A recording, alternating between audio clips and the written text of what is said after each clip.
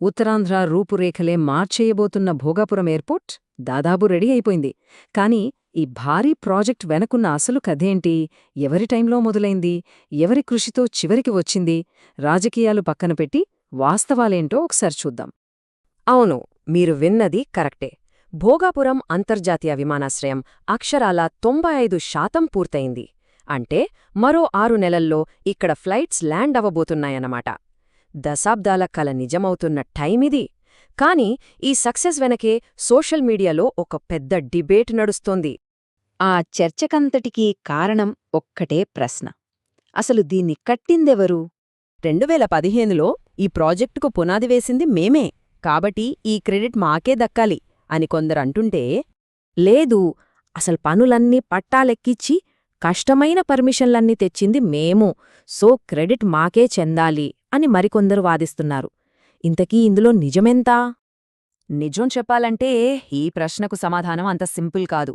ఈ ఎయిర్పోర్ట్ ఒక్కరి గొప్పతనం కాదు, ఇదొక పెద్ద ప్రయాణం. అందుకే ఈ రాజకీయవాదనలన్నీ కాసేపు పక్కన పెట్టి 2015 నుంచి అసలు ఏం జరిగిందో ఫ్యాక్ట్స్ మాత్రమే చూద్దాం. సరే, ఈ కథలో మొదటి భాగానికి వెళ్దాం. అదే విజన్ అండ్ ప్లానింగ్. ఏ పెద్ద ప్రాజెక్ట్కైనా ఇదే కదా ఫస్ట్ స్టెప్. ఈ కథ మొదలైంది 2015లో.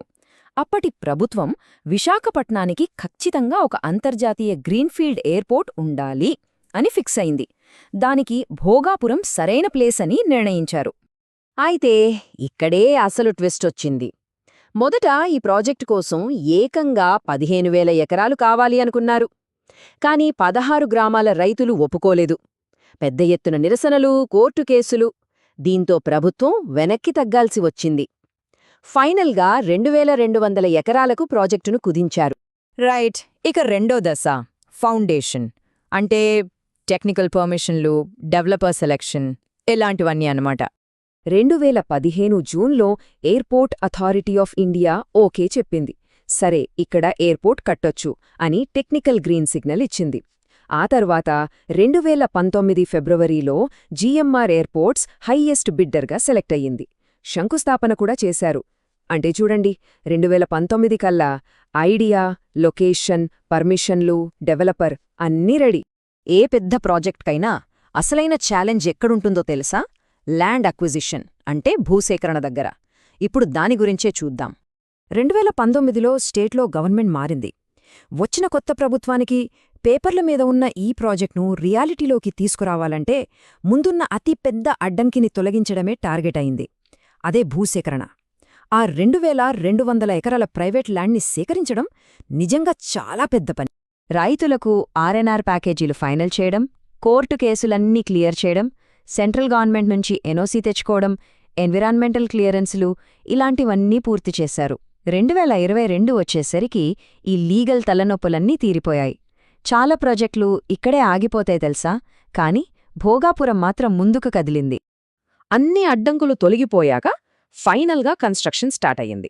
కాని ఆ స్పీడ్ ఎలా ఉండిందో ఒకసారి చూద్దాం. 2023లో మరోసారి శంకుస్థాపన చేసి నిర్మాణ పనులను అధికారికంగా మొదలుపెట్టారు. కాని 2024 మే నెలొచ్చేసరికి, అంటే దాదాపు ఏడాది గడిచినా కేవలం 25-30% పనులే అయ్యాయి. అందులో కూడా ఎక్కువ శాతం సైట్ లెవెలింగ్, రోడ్లు వేయడం, ఇలాంటి బేసిక్ పనులే.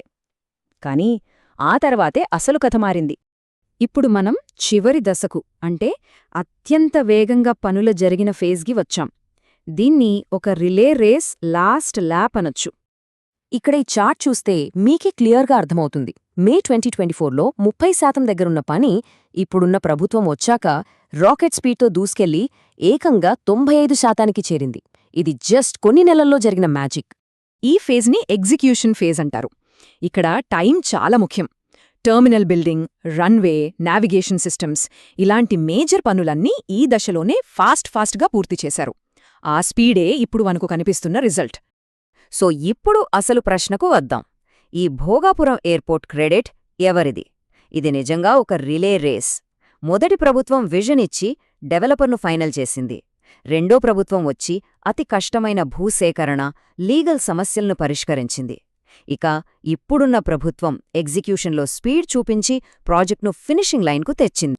చివరిగా ఒక్క మాట, రాష్ట్రానికి ఉపయోగపడే ఒక ఎయిర్పోర్ట్ ముఖ్యమా లేక దాని క్రెడిట్ కోసం కొట్టుకోవడం ముఖ్యమా?